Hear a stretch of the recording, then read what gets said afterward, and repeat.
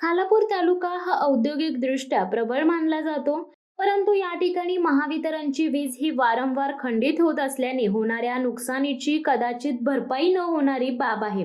मोडकळीस आलेले भंगार सामुग्री, विद्युत पोल, ट्रान्सफॉर्मर, केबल, सद्यस्थितीतील सबस्टेशन खराब दर्जाचे असल्याने असंख्य वेळा वीज खंडित होऊन नुकसान होत आहे. सध्याचे वाढलेले वीज बिल, वेळोवेळी अनेक नागरिकांना दिली जाणारी अयोग्य बिले, वारंवार खंडित होणारा वीज पुरवठा यामुळे खालापूर तालुक्यातील व्यापारी व जनता मानसिक व आर्थिक तोट्याने त्रस्त आहे. प्रगत तंत्रज्ञान न वापरणे, कॅपॅसिटी न वाढवणे, तालुक्यात भरमसाठ होणारे शहरीकरण याचा विचार न केल्याने होणारी तिसरी मुंबई कदाचित अंधारात असावी असे दिसत आहे.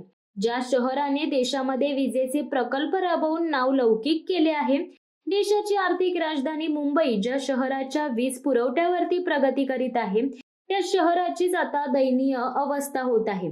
खालापूर तालुक्याचे उज्ज्वल भविष्य करण्यासाठी, भीषण वीज संकटावर मात करण्यासाठी उपाययोजना तसेच पुढील नियोजन यावर लेखी तांत्रिक माहिती दिल्यानंतर प्रशासनाने विनंती केल्याने दिनांक 11 जून 2024 रोजी होणारे लाक्षणिक उपोषण तुर्तास मागे घेत आहोत. या लढ्यात सहकार्य करणाऱ्या सर्वांचे मनापूर्वक धन्यवाद असे आम आदमी पार्टीचे रायगड जिल्हाध्यक्ष डॉक्टर शेखर अलका तुळशीदास जांभळे यांनी मानले आहेत. कालावधीपासून अस्तित्वात आहे ते सध्या जुन्या आणि गंजलेल्या कंडिशनमध्ये आहे. त्यासाठी महावितरणने RDSS योजनेअंतर्गत सदर इन्फ्रास्ट्रक्चर बदलण्याचं काम युद्धपातळीवर हाती घेण्यात आलेलं आहे. त्याशिवाय मागच्या 3 ते 4 महिन्यामध्ये अशा घटना झाल्या की खोपोली शहराला जे पुरवठा करणारा जो फिडर आहे त्यातले जवळजवळ 14 स्पॅनची लाईन ही जंगलात येत आहे आणि तिथे फॉल्ट झाल्यानंतर तिथे सप्लाय रिस्ट्रिक्शन करायला वेळ लागतो आणि कंडक्टर तुटल्यामुळे तिथे दुरुस्तीच्या कामालाही खूप वेळ लागत होता.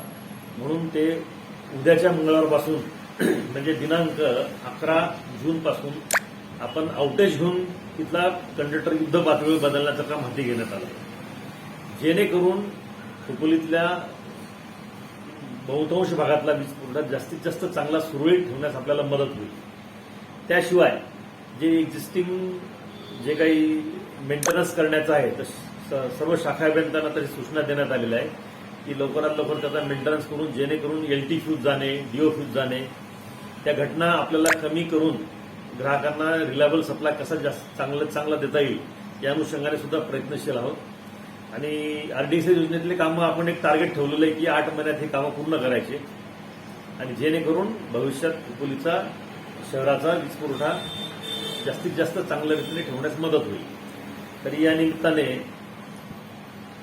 आम आदमी पार्टीचे जिल्हाध्यक्ष श्री शेखर जांभळे साहेब यांना विनंती करण्यात येण्यात येते की आपलं उपोषण तुर्तसा मागे घ्यावं. धन्यवाद. नमस्कार.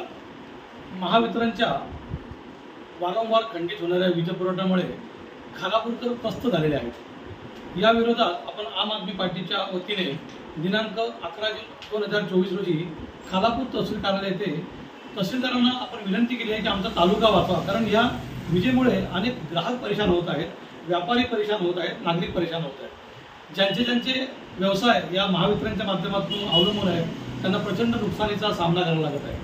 जनतेच्या या व्यथा लक्षात घेऊन महावितरणच्या विरुद्ध आपने हा लढा पुकारलेला आहे. दिनांक 10 जून 2024 रोजी सन्माननीय तहसीलदार आयुक्त तांबोळी साहेब व महावितरणचे पदाधिकारी यांनी येत्या काही काळात लवकरच हा विद्युत पुरवठा आहे हा सुरळीत होईल याची लेखी ग्वाही दिल्याने आम्ही तुर्तास हे उपोषण स्थगित करत आहोत.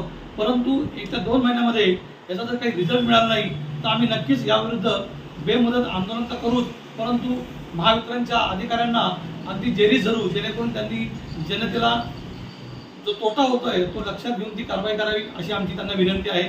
धन्यवाद. शिवसत्ता टाइम्स न्यूज ब्युरो, खोपोली.